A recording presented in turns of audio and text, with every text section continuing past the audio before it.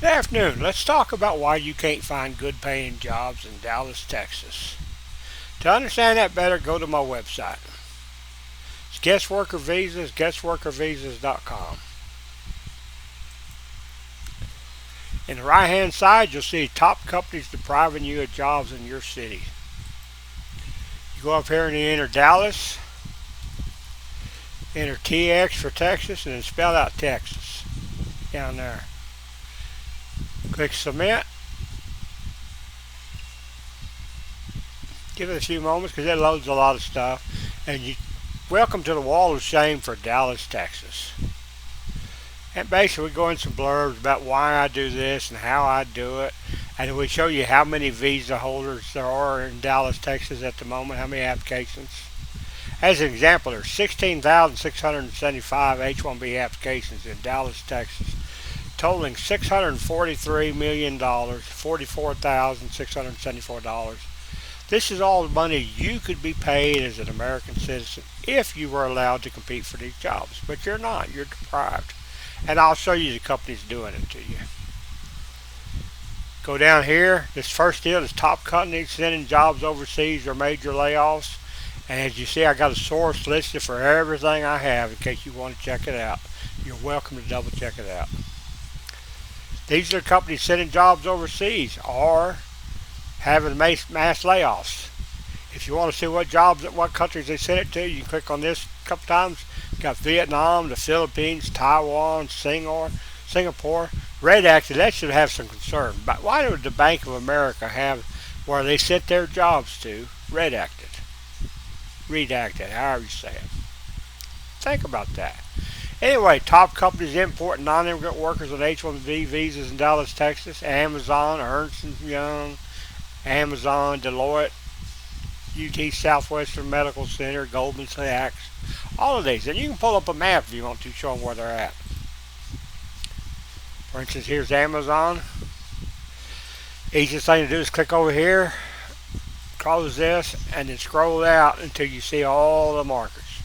And you can see exactly where they're working at. By the street. You can pull up a map, you can pull up satellite map. We make it easy where you can do whatever research you need to do. Pull it up here. This one here looks like it's in a residential area, don't it? Now, why would Amazon have a marker out here? Somebody working from home, ain't it? Looks like an apartment building. We went down the street level, we could probably get to the license plate numbers if we wanted to. But anyway, that's what we offer you. We offer you the ability to do all that.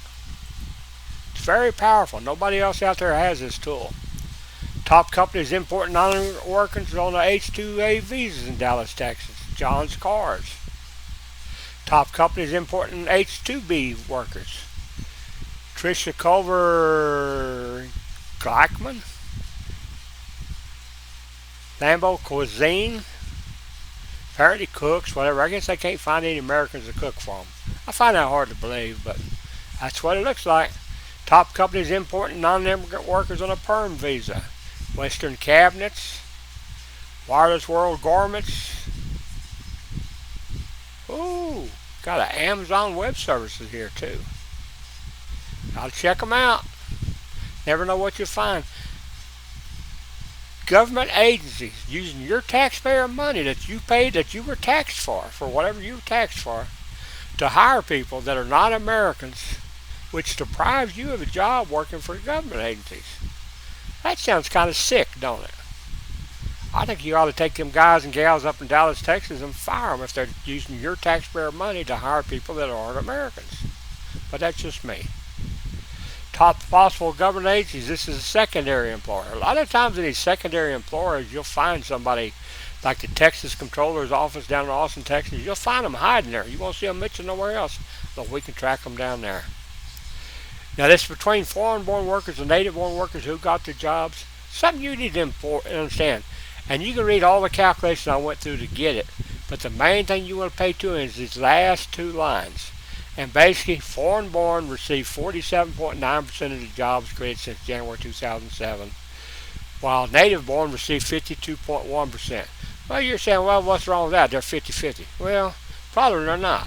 Foreign-born is 19.4% of the workforce, and native-born is 80.6% of the workforce. Shouldn't those Americans get 80% of those jobs, at least, if not more? Here we show how many jobs are created between 2023 and 2024. You ought to pay attention to it. Pay special attention to computer. A lot of computer guys and gals are saying they can't find jobs no more. Well, look at it. We created 15,490 jobs last year. And we had 566,993 H-1B applications for those jobs. Do you see now why I'm fighting this stuff? And what makes me madder than hell? If they would hire Americans and work alongside Americans, I wouldn't really give a damn. But they don't. They work their way into management, and then they refuse to hire Americans. They find all kinds of reasons why not to. And they only hire people from their own countries, their own caste, that type of stuff. You really need to dig into it. I break the same information down by Texas Congressional District. If you're one of them guys and gals that's really interested in politics, which, by the way, I'm not, but however, I will show you this. I am running as a senator to replace John Cornyn this year. There's my website, vbsenate.com. I'd appreciate if you go at least take a look at it. Out of all the people that are in office currently and all the people running to be in office, nobody, and I mean nobody, is talking jobs but me. If you care about having jobs in your future, you really ought to give me a chance to see if I can't answer your questions, okay? So let's go ahead and pull that down. Furthermore, I break it down, the congressional districts by commercial, residential, or they're blank. Just means that some of them show the people living in houses, some of them show the people working out of offices, that type of stuff. Real handy. Now, the main thing that really ought to piss a lot of you guys off that went to college, you go to college to be trained by these colleges, these schools, these universities. And then you can't find a job. And when you dig, you realize that the reason you can't find a job is because they are hiring non-immigrant guest workers ahead of you as a citizen. As an example, look at this. 100 elementary bilingual teachers at Dallas Independent School District. Shouldn't you guys and gals here in Texas be allowed to at least apply for those jobs? Shouldn't you be considered before anybody gets imported? I would think so, but that's just me. And I show the jobs created in Texas. The first one we showed above was nationally. This is just Texas. You ought to pay attention to it. And then I have a presidential job creation scoreboard at the bottom here. I do this every month, every city, every state, every county, everything I'll review. And the reason why, you remember how we created 177,000, look at 177,000 jobs in March 1st of 2025? Remember that? All the news rages, jobs are up. But when you look at this chart, 177,000, previous month was 185,000. Jobs are actually down. Why aren't they talking about that? Because they're blowing smoke and mirrors up your ass, folks. You really ought to pay attention. Unemployment, show that too. Unemployment was 31,000 in February. It's 82,000 in March. What's happening? Unemployment's going. Jobs are down. Unemployment's up. Does that tell you what's going on? And really, if you want to get pissed off, look at these two. Foreign-born percentage going steadily up. Native-born percentage, meaning you Americans, Texans, whatever, going steadily down. Folks, you're getting the shaft.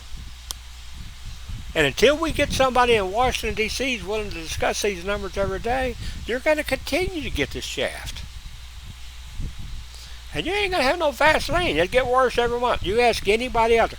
There are more computer people up in arms this month, last month, than I've ever seen in 22 years of watching this stuff. Why? Because all of a sudden they've gone from making $150,000, $100,000, $150,000, $250,000, $300,000 a year with mortgages to go along with it, and they can't find a fucking job doing nothing but goddamn washing dishes. And you get mad at them because they won't take those jobs? Folks, they got a mortgage to try and save.